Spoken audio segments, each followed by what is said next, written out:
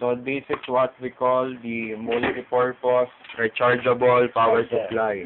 Chargeable charger and power supply. So what is this? When you introduce us, show off the part.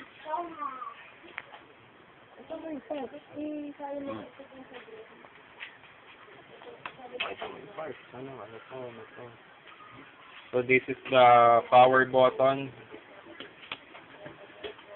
Ito, ano to? This is Charging.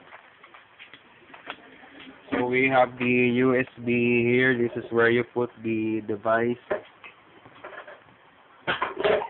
And we will show you some demonstration. Okay. Tablet. Anong tablet?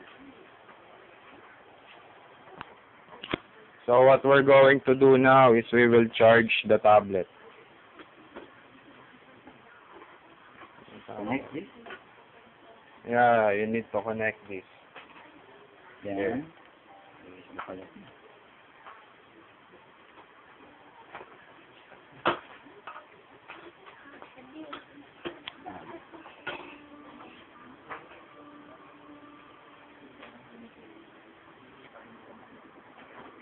plug in first.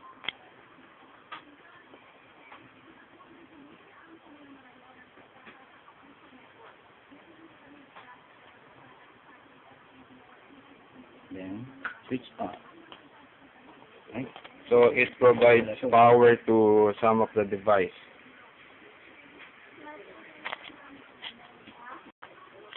So now we will show you that we will charge the tablet using this device. It's connected here. And the charging cable.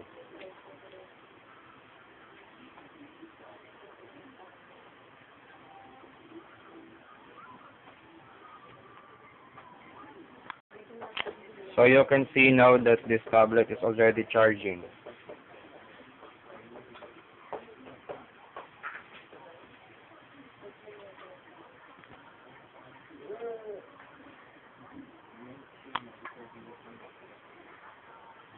So it's not connected to any power source, just this device. So now we will use this mini fan here. This device is also a source of power outlet, Even brown. and this battery lasts up to 1 week. So you will see now that this fan will work by just using this. Just Plug it there. Now it turns on. light. Yeah.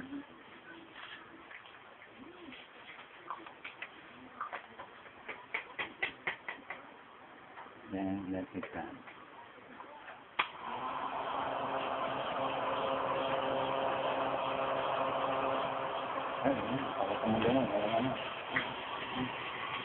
So this fan is just connected here.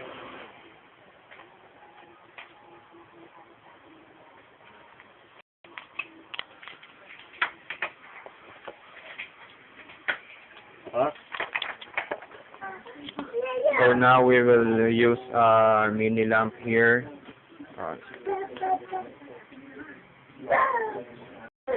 So this device can supply power to several devices, and you can also use it all at the same time by using a 10-in-1 USB adapter. So just plug the 10-in-1 adapter here, and you can use the devices all at the same time. Up next. So now we will play some music using this speaker and the player. So these two devices is connected only here.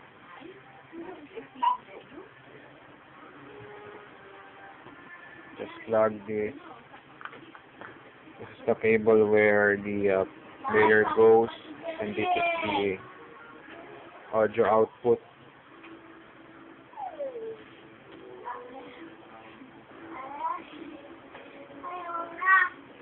Ay.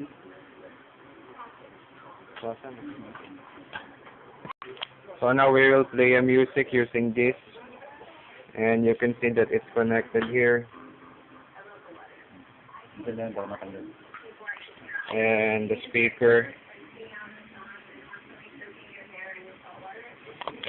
Okay.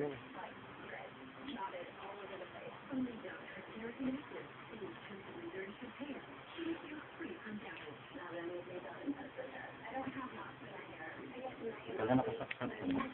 So now you can see that this player is just connected here, The tablet One. and the sound kit. and the speaker is connected here, the speaker jack, and it's not connected to any power source. And we will play the music.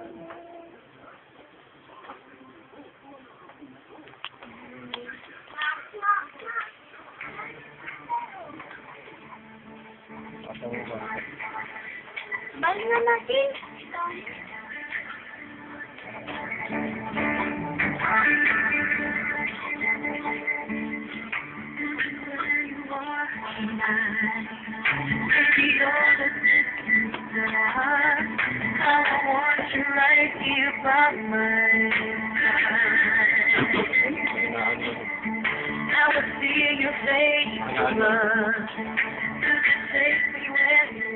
So this device can work to several devices all at the same time. Just connect a 10-in-1 USB adapter, and you can use the devices all at the same time. How do you start it? And in case that this device gets battery low, you can charge this, and this will last for 1 week. So we will show you how.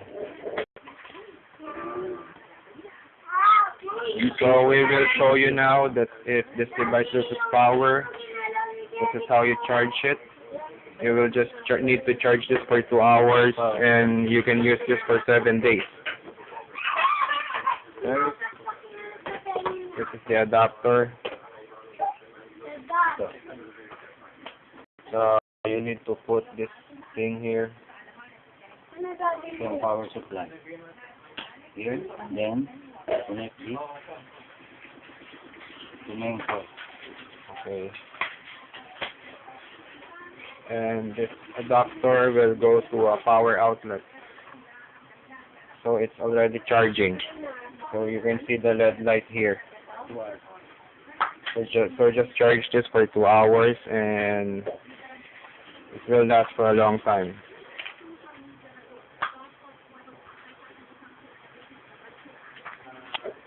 So we are selling this device together with the formula.